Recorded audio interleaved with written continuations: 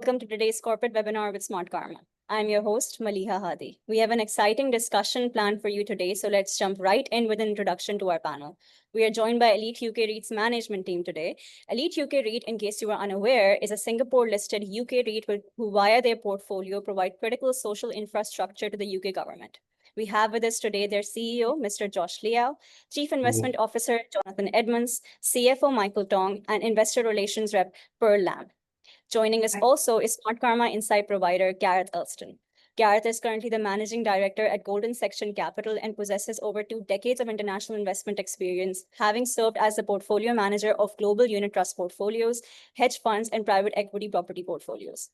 We'll start the webinar with Josh walking us through a company presentation, after which he will engage in a fireside chat with Garreth. We are taking live Q&A for this webinar, so I would request our attendees to post their questions in the Q&A tab at the bottom of their screens. During the webinar, we'll also share some links on how you can connect with Elite UK REIT and read more research by Garreth, so please do keep a lookout for messages in the chat box. Everyone, it is great to have you with us today. So let's dive right in with an introduction to Elite UK REIT. Josh, the floor is yours. Thanks, Maliha. Thanks for the very good introduction. Hi, everyone. Good morning and good evening, depending on where you're dialing in from. Thank you for spending the next hour or so with us. I'm very happy to be here to be sharing with you what is Elite UK REIT and our story. So I think before we jump into the slides, some of the headlines you might have picked up on Reuters and Bloomberg is that our current yield is about 8.8% versus our current trading price. The other sort of noteworthy, I think data point is that if you look at the last 1 year, we are one of the top performing REITs in Singapore, but we are also quite a small REIT. And I think we're here to share with you some of the successes we have had in the last 1 year. And how we made it happen, and what are some of the upside that you could look into besides the 8.8% yield, what we think would be sort of some of the catalysts that we're driving the share price going forward into 2026. Before I start on the business update proper, I thought maybe I could take a couple of minutes to explain what is Elite UK REIT and how we're set up. So we are actually UK REIT. We're listed in Singapore, and we hold a counter-cyclical portfolio of 148 assets dotted around all of the UK. Now, what are these assets used for? These assets are predominantly used as job centers, and our largest tenant here is the Department of Work and Pensions, which is a very key, one of the largest departments of the UK government. Our rental incomes are signed with, our rental leases rather, are signed with the Ministry of Housing, Communities and Local Government, which is a crown body. And hence we say that our rental income is, backed by essentially a UK sovereign credit, which is AA rated. 99.1% of our rental income comes from the UK government, various departments, but predominantly the Department of Work and Pensions. The leases that we sign are also triple net in nature, meaning that the tenant, the UK government here, takes care of all sort of operating expenses of the property, be it security, be it utilities, or something as simple as gardening. And 100% of our assets all around the UK are freehold, virtual free, or long leasehold, which is, I think, something that is of value and a difference compared to our peers in Singapore. So what are job centers? So I'm moving on to, I think, what our assets are. These are predominantly used as job centers, as I said, and job centers are, in UK context, used as a very key contact point between the UK government and claimants in the UK. So if someone in the UK, a resident of UK, has lost unemployment and needs help, they could actually walk in a job center and get some financial relief, short-term ones, and then also get the job centers to help them look for the next job, next role. And because of that, it really serves the wider population. These assets needs to be very well located, and they're typically dotted around the UK. They are in town center locations, and they're near amenities and key transportation nodes. One of the key benefits of a government lease is that, other than having the government-backed cash flow, they're good paymaster, is that we receive our rent in advance. And we've used this to reduce debt and optimize our financial costs. Michael will talk about that in a bit more detail. And I think maybe there are a few things on this page, but I think the other thing to just highlight as well is that we do have a very tax-efficient structure. We have a UK REIT regime or structure. We are on par with other LSE-listed REITs. We pay 50% withholding tax, which we then further optimize to a net effective 11% tax rate. Far more superior than other non-REIT landlords in the UK. And then I think just one note on what our strategy is and how we set up. What's the thinking on the portfolio. Effectively, most, if not all, of our leases today are leased to the UK government as job centres, as well as other workspaces for various departments, including the Department of Work and Pensions. And it is a very resilient cash flow underpinned by secure government leases. Now, around April last year, we told the market that, look, we wanted to have one more engine of growth. And also, I think this is, for us to capitalize on the living sector. So this is a sort of a new area that we're looking at. We are supported by good tailwinds, strong demand fundamentals, as well as the structural undersupply in both built-to-rent residential as well as student accommodation. There is also a very good overlap in strategy because these job centers and these assets that we own, they tend to be in very prime location within the town centers where they are sited. They're very well connected to transportation hubs and other urban amenities as well. Of course, there are many factors to consider when it comes to repositioning. One is market viability, and of course, strategic alignment is also quite key. If it's at the best and highest use of a real estate asset is not in the living sector or government, I think then it's also not quite in alignment of what we want to do. I think the last couple of considerations that we'll of course also consider is the scale of the opportunity. There needs to be of sufficient scale in order for us to take it forward in a more efficient way. And of course, we need to have a lot of regard for the risks and returns of this potential repositioning. Maybe I hand it on to Michael to talk about the financial performance, how we've done in the past 1 year and how we did it. Yeah, thank you, Josh, and hello everyone. I think headline, the purpose of having government-tenanted properties is that our revenue is incredibly stable. As you can see, it has increased a little bit by 1%. This on the back of our acquisition that we've done in June. Our distributable income as well as our DPU have also increased accordingly on the back of interest savings that we have done, as well as the tax benefits and tax shield that Josh earlier mentioned. Moving on to the next page on capital management, I think this is where we spend a lot of work trying to optimize our balance sheet. So in a nutshell, the REIT has loans, 2 loan tranches to be exact. They are all due in 2027, so no immediate refinancing risk. Both loans have a 2-year extension option up to 2029. So these 2 loans are structured in the following manner. First, there's a term loan facility that is rather fixed, and then there's a revolving credit facility that tags along with these 2 loan tranches. Why is it so? Because we collect our rental 3 months in advance. So whenever we collect this rent 3 months in advance, we will pay down this revolving credit facility, further enhancing the balance sheet position as well as reducing the borrowing cost for our unit holder. So this way, does require some work. The team does have to look at our cash flow forecasting on a very incredible, diligent manner, but it will pay off dividends over the longer course. Literally. Thanks, Cole. So with that, I think it's moving on to the left side of the slide, where it's a table. The key thing for any REIT is looking at the net gearing ratio. So one glance may say that, hey, Elite, you all have net gearing have not changed. But actually, for a REIT like us, we pay dividend or distribution every half year. So we have the off-cycle quarters and the on-cycle quarters. So December tends to be the off-cycle quarter. We distribute dividend at every March and September, whereas September, on the other hand, is the on-cycle quarter where we just distributed our dividends not too long ago. So bearing that in mind, if you compare September to December, even though they are of the same net gearing ratio, but come December when it's the off cycle for apple to apple comparison, it's more likely than not that you can expect a lower net gearing ratio in the next 3 months to come. Likewise, same can be said for the NAV.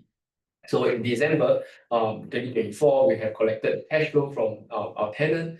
We have not yet distributed the dividend. Whereas for September, we have already distributed, so that the position over there is the net position. So all in all, I think with this table in mind, we can sort of take a look at what is coming ahead over the next 3 months. So last but not least on this slide, just to add on a few more stuff. One is that 100% of our loans are sustainability linked, which means that whenever we achieve certain sustainability linked target, there's a slight step down in our margin, which we are currently enjoying already. All our loans are all in GBP, so it promotes and gives rise to a natural hedge. Our loans are in GBP, our units are in GBP, as well as our revenues are in GBP. So with all of that in mind, I think the balance sheet of the REIT is definitely in a great position. Moving on to the next slide. The key call in the next slide is that there's a few tactical movement that we have done, or key tactical strategy that we have executed last year, somewhere between July to October, as highlighted in blue. So we entered hedges that comes with our refinancing. So we hedged pretty well during that period of time. Hence, our borrowing cost at that point of time, SONIA was at 5.25%. We hedged at roughly about 3.8%. So we have been enjoying these interest savings, which help give rise to higher distributable income and distribution to our unit holder. We are also at improving our interest coverage ratio from 2.5 times in December last year to 2.7 times in September this year. So all in all, I think by optimizing the various levers in our balance sheet, this can be seen from our distributable income in the earlier pages. So I guess with that, I'll pass the time back. Yeah. So I think this is probably a good segue to talk about how what we're doing on the asset could actually also improve the financing part of it. One of our key objectives for 2026 is basically to, now with a lower interest rate and expected to go even lower, to sort of explore refinancing opportunities so that we can even try to bring down the cost of debt even further. And one of the sort of key to that happening is really our lease regears with the DWP. Now, if you look into our WALE, it is right now fairly short.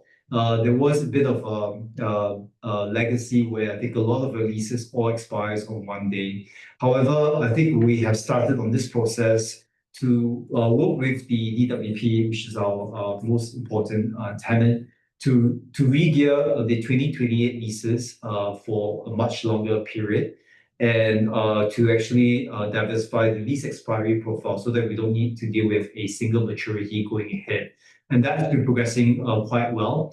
We started this process in February this year, and I think it feels like we are nearing the end. So what is different, I guess, in this business update in the third quarter for this year is that this is for the first time we actually put down estimated completion in the first quarter of 2026. So as a management team, we obviously feel quite confident enough to put this in writing to our investors. And I think we've done quite a fair bit. So that potentially could be one of the catalysts for our portfolio as well. Additionally, we have this ethos that we should always try to do best for our unit holders by trying to get the best outcome for assets, and that's really through seeking planning consent for assets with viable alternative uses. There are 3 examples down here. I think Pure Park is something that we've earmarked for a potential conversion into a data center development site. We may not take that forward as an actual development, but what we can do without spending a lot of money is to put it into a planning consent situation, which we have done, and also to secure power, which is very important for any data center developer, which we have done as well. Currently, we have secured 120 MVA of power, and as at 31st December last year, the latest valuation of Peel Park, which is this data center site that we have, was valued at £32.8 million. At the point in time, CBRE, which was our valuer, had knowledge that we had 60 MVA of power that's secured at the very point in time. However, I think in the middle of January, we secured another 60 MVA of power, which is currently not reflected in this valuation as of 31st December 2024. Also, I think we in the last business update, we were quite pleased to be able to share with our unit holders, our shareholders, that we have actually received the planning approval for the conversion of Lindsay House in Dundee into a student accommodation project. John will talk a bit more about this later on as well, and I think it's tracking quite positively as well. Last but not least, another new news that we were able to share with our shareholders is that we have earmarked Cambria House in Cardiff for a PBSA development as well. We have most recently, worked through with the City Council on a pre-planning consultation, and the feedback that came up from there has been positive as well. So, John, the back of line, maybe I'll let you take us through Lindsay House, Dundee as the market, and Cardiff as well. Yeah, thanks, Josh. I hope you can all hear me clearly. Just dropped out briefly on the internet. But yeah, Lindsay House, Dundee. So the background to this asset, it's been part of the REIT portfolio for many years, but it was vacated by government in 2023, along with a small number of other assets that were vacated at that time. Most of those properties were sold at a premium to valuation, also after securing a good dilapidations settlement from government. And in fact, Lindsay House achieved the same outcome from dilapidations. But with every of our properties, we're always looking to maximize value. And if we believe that there is a route to generating higher values, generating profits, and also kind of maintaining our asset base, because we believe there's a long-term income stream available from a property, we're certainly going to explore that. And that's the case with Lindsay House in Dundee. Property, as you can see from the map, is situated in the centre of Dundee, right between the two main universities in the city, and also very close to the central train station. On the back of this, and because of the way the property is configured, which means it can just be converted without requiring any major structural work, from being an office building into providing 168 student housing beds, we have taken this asset through a planning exercise so that the property now has a consent for conversion into a purpose-built student housing asset, and a development project which is going to be completed so that the project can be open for lettings ahead of the 2027 academic year. On the next page, we just go through some metrics which explain why this property is so suitable for a conversion. First and foremost, as a strategy, we saw PBSA as a good way of diversifying from being a pure UK government office REIT to also including assets that had long-term stable income generating potential with opportunities for growth. and also where we could use our existing asset base to move into this sector. So Dundee represents a great opportunity because it's, from a development perspective, relatively low risk because it's a conversion. The market in Dundee has seen a strong rental market, high occupancy rates, and growing levels of demand. I've said before that the property is situated in a prime location, walking distance to two universities. So overall, I mean, beyond location, it's a strong market for us to be entering. Dundee itself, from a academic institution perspective, has more than 16,000 students. There's a 3.5 times student bed to ratio in Dundee, which indicates a significant level of undersupply. Just to be clear, an undersupply is normally indicated by a 2 times a student to bed ratio, and in Dundee we're obviously 3.5 times. So the level of demand is meant to be is strong in Dundee and better than other markets in the UK for PBSA. So on the basis of that, we've commenced with the initial works to strip out the building. What's been most pleasing is that the costs for those initial works are coming in under budget. So the next step for us will be to secure a main contract for the property, and we very much hope, and the indications are that those costs will be below the budget which we have set for ourselves. We are looking at in kind of cap rate terms. Dundee offers a range between 5 to 7% for investment property PBSA assets, and we'd expect to outperform that as a yield on cost basis for a development project. So as I said, we'd expect this project to generate profits for the REIT, as well as offering a long-term asset the REIT continue to hold. I can move on to Cambria House in Cardiff, which is at an earlier stage in terms of project progress. But again, this is a property which was let to government. It used to be let to Natural Resources Wales. They have vacated the property earlier this year. Again, we've secured an attractive dilapidation settlement from the tenant as they exited the building. And we have looked at multiple opportunities to potentially relet or reuse or convert the building or to redevelop it entirely. It's on that basis that we approached the local council to see what could be achieved in terms of massing. And what's particularly interesting about the location of this property and what the council wants to see here is that they are very keen to see a high-rise PBSA development, and that gives the property capacity for quite a significant PBSA development of 348 beds.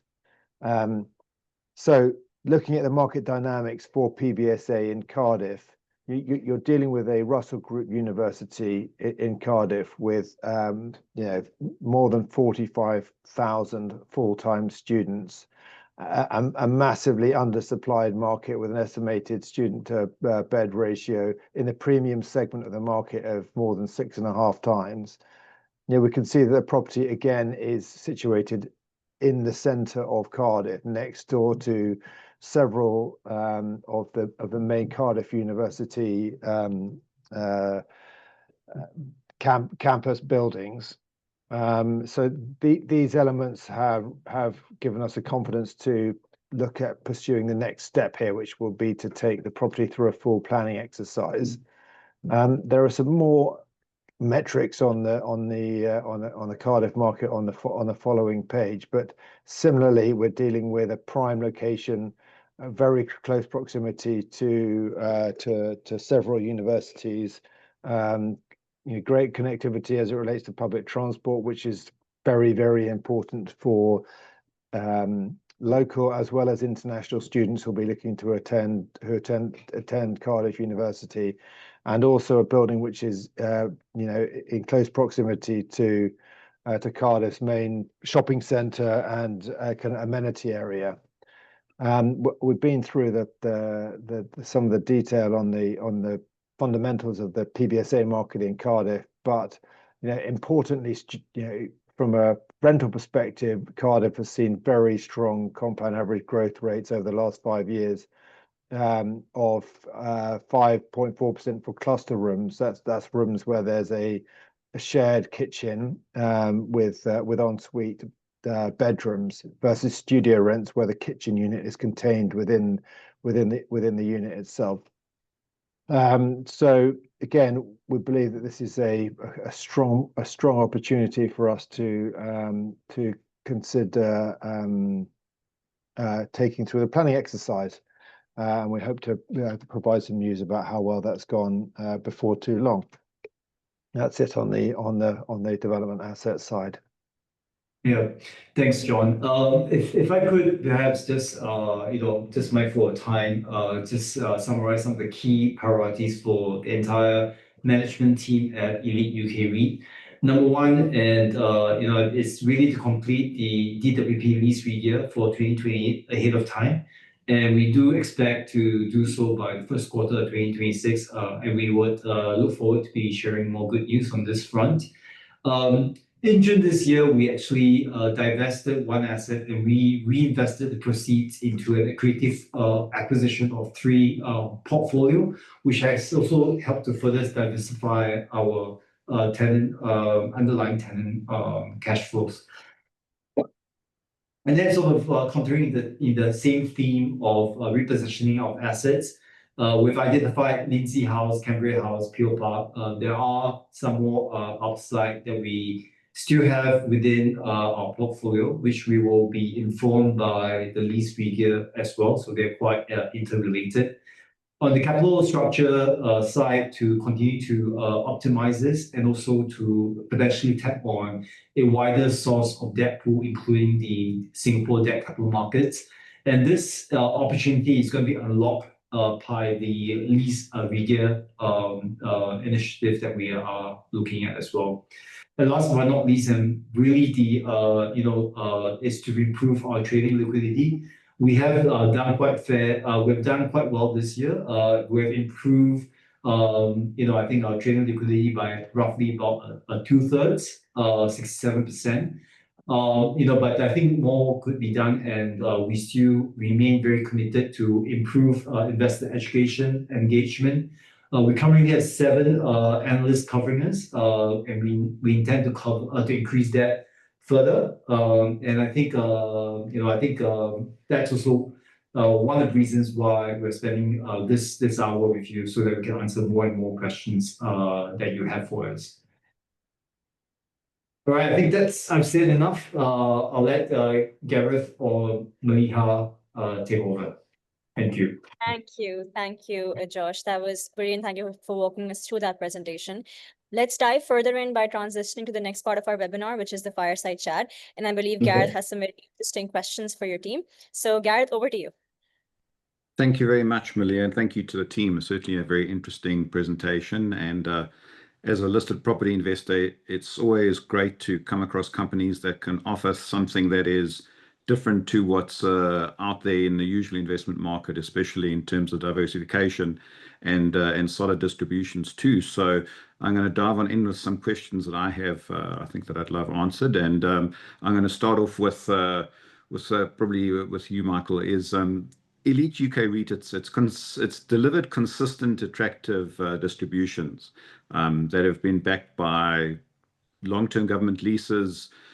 Could you share how the income stability has held up through the current UK cycle, and what gives you the confidence in sustaining it as we go forward? Yeah, I mean, truth to be told, there's no secret sauce to income stability. I think like you have mentioned, the long government-backed leases is something that is really part of our value proposition. And during the interest rate cycle, where whether be it high or low, this stability is always there for us. we see, but in particular consolation where we collect the rental 3 months in advance. So like in a normal retail or commercial office rental, there are always arrears that's looking at. So when you have high interest rate cycle, that creates some instability in the economy, and tenants may face difficulty meeting the cash flow. But we do not face with such issue. Even through COVID, we have managed to have 0 arrears and collect our rental all on time and in advance. In addition, so as long as we maintain our footprint in this area, as long as we upkeep and maintain our relationship with our government tenant, especially like what Josh earlier mentioned on the lease regear, this definitely give me the confidence, it give us the confidence in sustaining this government-backed income stability that we have, which is a true differentiator for our REIT. Yeah, Excellent, thank you. And before I launch into my next question, just to remind the audience, please feel free to type any questions that you have into the box that's available on the system, and we'll get to those definitely too. And I think leading on from what you said, Michael, is I posed this to Josh, is why do you believe that US government leased assets remain a compelling opportunity for investors? I think for a lot of potential investors out there, some will come from markets where having government-backed assets are a fabulous opportunity. Some will come from where they could be seen as being potentially weak. But what are the real pluses that you see of your assets? Yeah, I think to answer the question, I think absolutely there's lots of opportunities there. As Michael has shared, it really gives us peace of mind. But beyond the management team, having a government lease gives our investors like yourselves peace of mind that your rentals will be collected, the dividends will be paid. There are not, the UK is rated AA by Moody's and AA plus by S&P, I believe. And there aren't that many, similarly rated countries around the world. Just to give you a bit of context, which other sovereigns are also AA or AA plus rated will be countries such as Abu Dhabi, South Korea, and Hong Kong. So top solid, credit quality type of economies, and the UK is one of them. It's the 6th largest economy in the world. And the way our strategy works is because we consider our current portfolio of government assets as a financial moat that gives us that cash flow and the confidence to pay out dividends consistently, whether it's good times or bad times. And that financial moat, besides giving us the sort of ability to pay out consistent dividends, also helps us to take into future opportunities, growth opportunities with some of this repositioning as they come due. So I think that's for us something that works really well within our portfolio and our strategy going forward. Excellent, thank you. And then my next question will be back to Michael again, is with inflation normalizing globally and within the market in which you're operating, where are you starting to see the most immediate upside for unit holders with this normalizing in the UK? Yeah. So maybe how I'm going to look at this question is probably where the unit holders head and determine where Elite UK REIT should stand in the portfolio investment that any unit holder is having. So I see the REIT as play a particular niche area where you sort of hedge against down cycle, but also can play the up cycle tailwind as well if it comes. So if inflation normalize and interest rates start to ease, that's where you can see an uptick potentially through our distributable income because of the lower interest rate. With inflation being normalized, then we have slightly more to distribute arising from the lower borrowing costs. So that gives rise to real cash flow for any unit holder that tends to look at dividend play as a particular attribute in the portfolio. And in addition to that, I think the REIT itself, if we have inflation normalize and interest rates start to ease, it means that our cost of capital will also reduce. as well. And this will give rise to what Josh and Jonathan have earlier mentioned about potential opportunities or gems that in the market currently, where because interest rate is slightly on the heightened side, we couldn't consider them. But if the interest rate were to come down, I think that it provides a very interesting opportunity for us to enhance our portfolio to ensure that we grow in a sustainable manner. Excellent, thank you. I'm now going to turn to Jonathan. You've mentioned your ongoing asset management initiatives across the portfolio. Could you just elaborate a bit on how these are going to be able to enhance rental income or extend WALE, and also potentially, I think, explain to us what type of work you can do where you have a lot of tenants who are triple net lease. How do you are you able to interact with them during the period of the lease, or are you only able to come through towards the end of the periods? I think that would be great to know a little bit more about that as well. Thank you, Jonathan. Sure. No, I mean, I think Josh has mentioned that the main focus of our asset management work is and always has been around engaging with our main tenant, UK government, the Department for Work and Pensions. It's critical to us to understand how intensively that tenant occupies the building, and therefore how likely it is that that tenant is going to renew leases. Josh has indicated that we are, in the process of renewing several of our leases. We're still more than 2 years away from the lease expiry date, but based on the, I suppose, the focus and intensiveness of the way we approach that tenant engagement, we have put ourselves in a position where we're going to be regearing leases more than two, potentially more than 2 years ahead of lease expiry. So what's that going to do for our weighted average lease to expiry profile, or our income profile in general? Well, I mean, it's going to be extending that income profile, and it remains to be seen exactly how long those leases will be extended for. But in the past, we've seen government sign leases, up to 10 years, sometimes 10 years with a break at the 5th year. So a kind of a range of expiry dates, probably up to that 10-year time frame. And the governments do sign leases that are longer than that, which is obviously kind of potentially really interesting. But in this portfolio, it's been typically 10 years or 10 years with a break at 5. So we will expect the WALE profile for the portfolio to be increasing once we do this lease regearing exercise.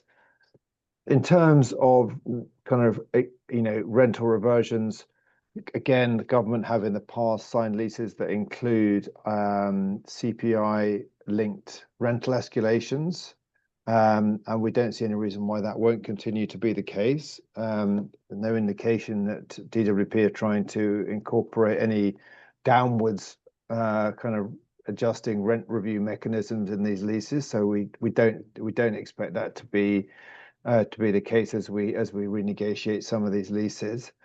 And so beyond the lease regearing, we've also got these asset management initiatives to move into alternative use sectors, and that will naturally increase rental income. And for Lindsay House and Dundee, we're expecting the NOI to be the same level as the current valuation for that property. So very significant increase in potential NOI coming from these development opportunities. Excellent. And I think I'll keep going with you, Jonathan, if you don't mind. And it goes to one of my questions, and I'm going to include an audience question that's come in here as well, because I think it fits in quite well here, is that you're starting to diversify into some new sectors for yourselves. We mentioned the student living. You've also mentioned you're looking at the data center as well. And I think it's, if we could probably explore this a little bit more and how you see these complementing the existing portfolio, whether you view these two as being a major thrust of the portfolio or to whether you're going to remain very selective on these, or see it as a long-term growth opportunity to kind of specialize into moving more and more into student housing and potentially the data center side. If you could expand on that, that would be great. Thank you. Yeah, actually, Garreth, if it's fine, maybe I can also take this question, and John, feel free to jump in as well. I thought maybe it's helpful if I sort of give you a bit of a genesis and the thought process on this diversification process. You see, when we sort of first started as a REIT, we listed in 2020, we were known as a Elite Commercial REIT. About 2 years ago, 1 year ago, now close to 2 years now, we changed our name to Elite UK REIT instead of Elite Commercial REIT, because I think for a number of reasons. One, job centers are not quite commercial in that sense. They serve a social function rather than a commercial function. So we felt that the name Elite UK REIT much better reflects the truth of our portfolio. And I think the government leases of the properties is something that's not sold enough, not communicated enough, and we wanted that story to come true. But also, I think at the same time, when these assets become vacant, because as the government public estates evolve, some do actually become available for us to take back and reposition. At that point in time, our strategy is only twofold. We could either relet them to another tenant, be it a commercial or government public sector tenant, or we sell these assets. Now, that's a bit quite restrictive, given that we've always knew that this is a little bit of a land bank with a cash flow. If we could actually do something more with these assets, that's going to be very, very much value adding to our unit holders. And then we took a step back. We sort of then listened to our unit holders to see what they would like this REIT to become and why they've invested with Elite UK REIT since 2020. I think very much the core feedback that came back from investors then was that they've invested in Elite UK REIT because they love the government cash flows. They like the certainty. They like it defensive, like counter-cyclical, and they like the non-discretionary nature of it. And if we scouted the entire different various sectors in the market, which sort of subsector provides that sort of opportunity? And I think our question is answered through the living sector. Why? Because I think the UK is severely underbuilt in terms of residential units for the last close to 15 years. I think the governments, the local councils, have not been hitting their target for housing growth for quite a long time. So that is quite a important sector to back as a company, but also one that is potentially quite lucrative, as well as the risk being quite balanced in that sense. Now, if we took a little bit of a step back, how does that complement with a government portfolio, right? So there are two ways actually to think about it. One is that student accommodation, like the job centers, like the government portfolio, is rather defensive and counter-cyclical. When there is a recession, people use the job centers more frequently and more intensely to look for their next job and to find some reprieve from the financial situations that they have. But also at the same time, people when the workforce will also take a time to reset, go back to school and earn their next and retrain and retool themselves to prepare for better times. And that's what a counter-cyclical portfolio means to us. It's also, both, I think, also non-discretionary nature, education, living, and job centers. Last but not least, if you look at just simply the footprint, they are very similar. If you are living in a built-to-rent residential, or if you are a student going to school, you want to be well located in front of the university or in the city center, close to the train stations, exactly what our portfolio currently looks like. So I think that's a very long-winded answer, sorry, to answer your question, but that has been very much thought through about 2 years ago when we sort of embarked on this strategy change, and has served us rather well in that sense. Your question on data centers, sorry, I realized that it was a long question and therefore you deserve a long answer. Is that on that front, we are very conscious that we are not a large REIT, and in terms of strategy, we do not want to go into 8 different directions. We just want to be very, very targeted. So in terms of Pure Park, this data center campus that we have, it's a very opportunistic, chance for us to basically, get more value out of this plot of land. While we are not sinking big money into actually building a data center, what we can do and still deliver value for unit holders is to spend a little bit of money to get the planning, spend a little bit of money to get the power, and with that, that creates a lot of value, even if we are not sinking a shovel to actually build it out. So the plan is, unless that changes along the way, the plan I think currently is for us to monetize this asset, use that money to pay down debt in the interim, or maybe even to reward some of our loyal shareholders, or to get that and redeploy into more yield accretive asset classes. So John, do you want to add anything to my very long-winded answer? Sorry. I thought you were taking over because I was too long-winded in some of my answers, but thank you for taking that mantle from me. No, absolutely not. I think it's fully covered. No, excellent. Thank you. And I think that really assists us in getting a bit of a deeper view. Again, just a reminder to the audience, please feel free to send through your questions, please, and don't be shy. Obviously, as you start to expand these developments that you're doing, how are you really planning on managing the balance sheet as well, to keep the distributions going, and funding any potential future acquisitions as you do these new developments, and especially keeping in mind the potential change in the interest rate environment? I'll give that to Michael. Yeah, you can answer. Okay.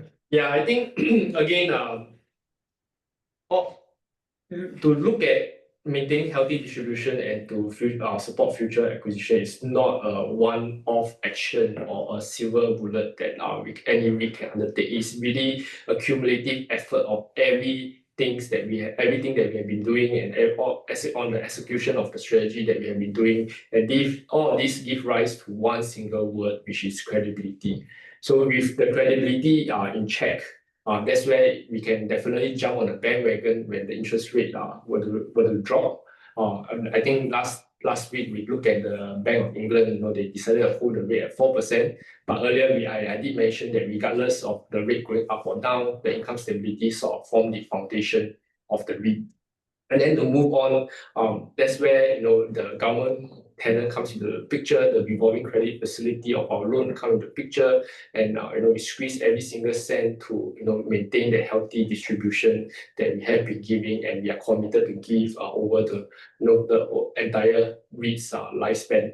But to support future acquisition, I think that is definitely an interesting point, which leads to the earlier question that you have asked as well. If the interest rate were to come down, like I earlier mentioned, that will definitely help support our future acquisition. And as part of every future acquisition, as part of a listed REIT, a listed vehicle, that's where the credibility plays a very important card, because when we look at acquisition, we think that it makes sense. We'll go to the unit holders and say, hey, back me up, support me in this journey to grow the REIT, and having this credibility card in place to prove our worth. I think unit holder will definitely help support all our future acquisitions.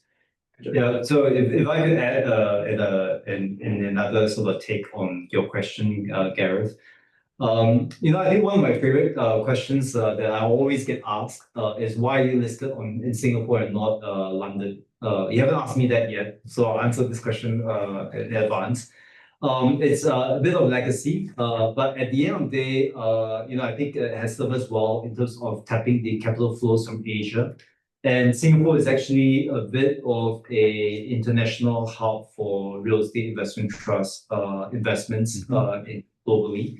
Currently, we're the only REIT that's fully invested in the UK, but there are other REITs that's invested in the United States and elsewhere.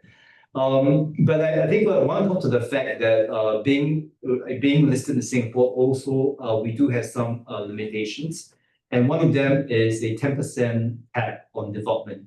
So our investors in Singapore takes comfort that this is a conservative regime. Certainly, I think from my perspective, looking at LSE and looking at SGX, that is, whilst it's a limitation, it's also a sort of area of strength. Because if that's what real estate investment trust or REIT investments is about, it's about strong and resilient defensive cash flows, which is what we have.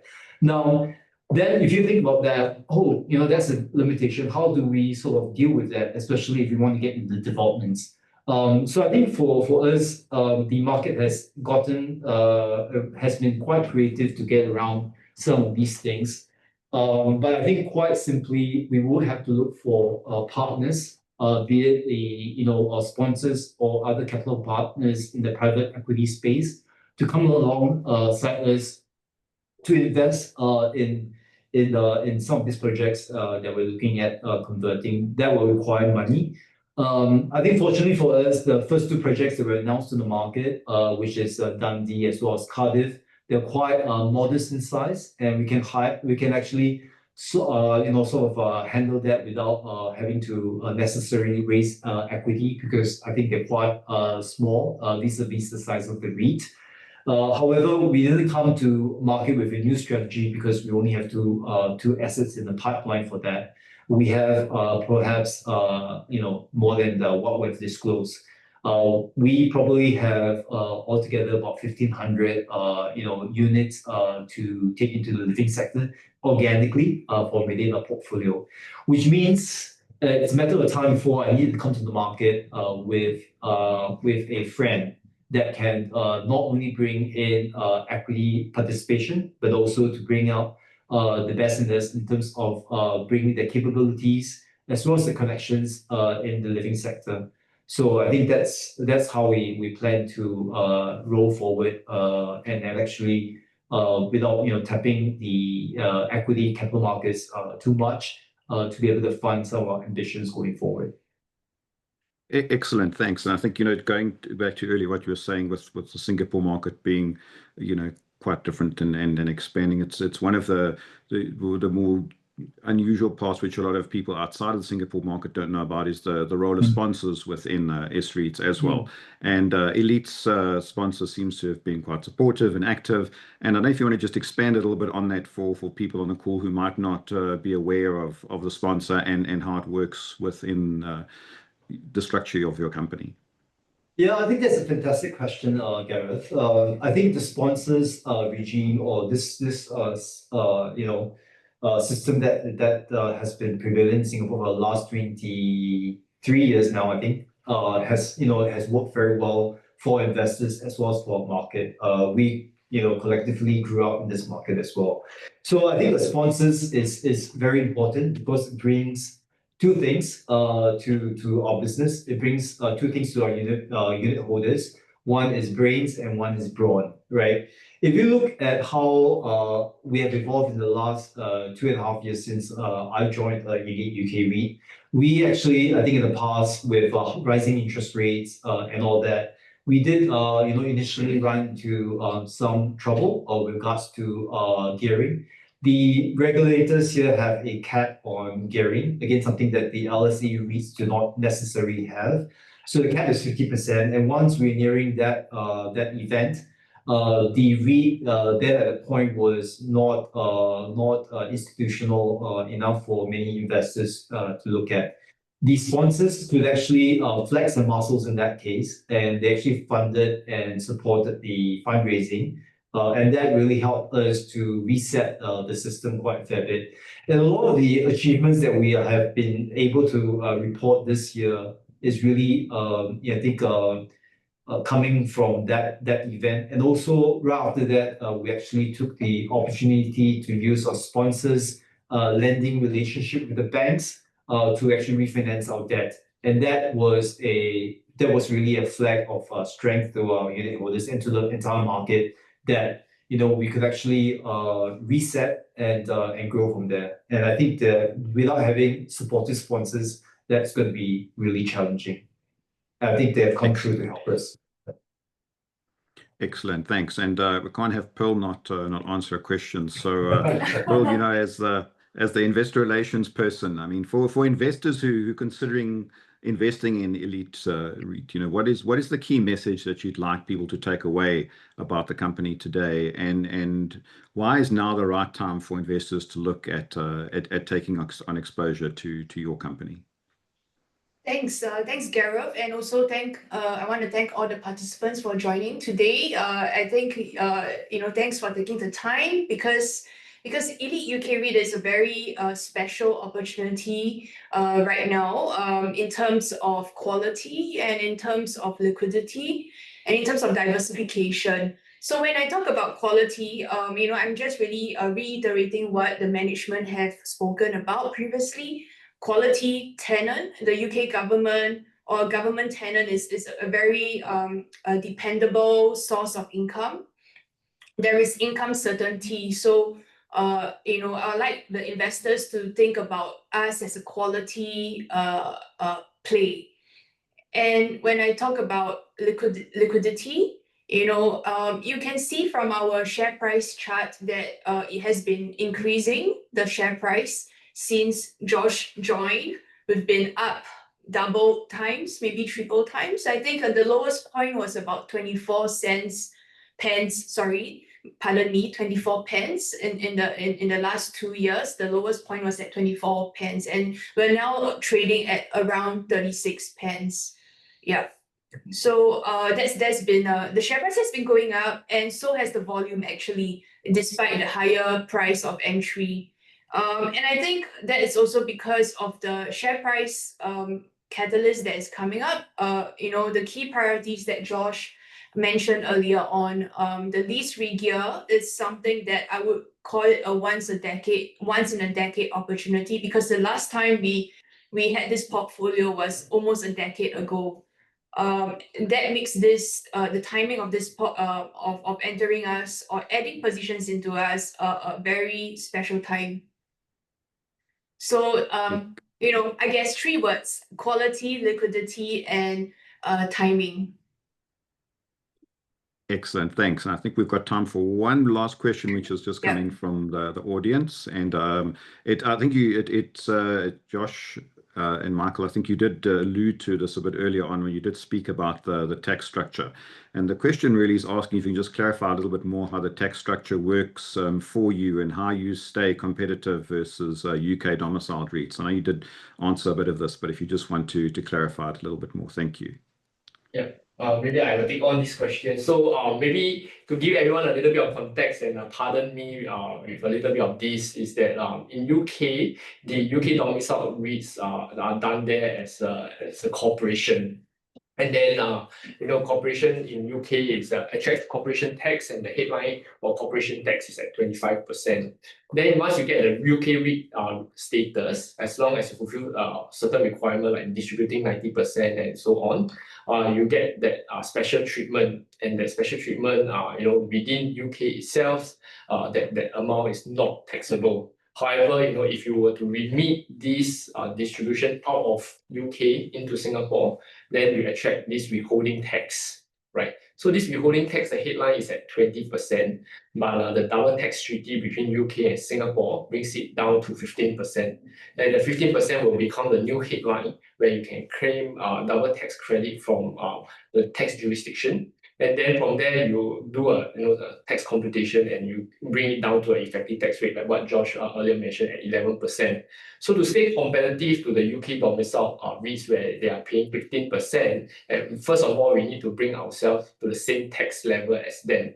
Then on top of that, we really squeeze every single dollar that we spend on our asset through our capital asset enhancement initiative, through our subsidy contribution that we have also invested in our asset. Then that gives us a tax shield to bring down the effective tax rate even further to about 11-12%. So that's how we intend to stay competitive to the UK domicile REITs. Yeah, I think we're not the only REIT in the UK, invested in the UK. There are other REITs here. They will have to pay full tax, even as a private landlord.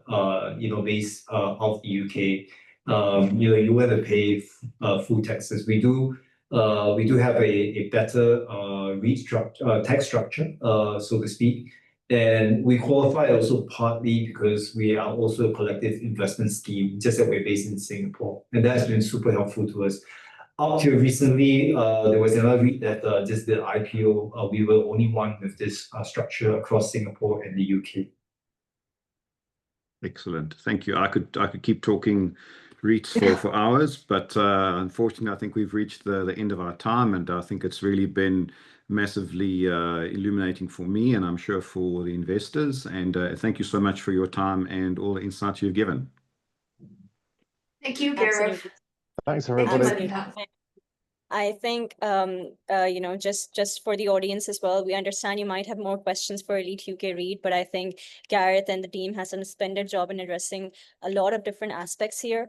And if you have any further questions, their team is always available to answer them. You can add in your questions at the bottom of the insight on Smartkarma, and Smartkarma clients can also directly reach out to Elite UK REIT's IR team via Smartkarma. So with that, I will not take any more of your time. Thank you very much. Have a very nice evening ahead, and thank you.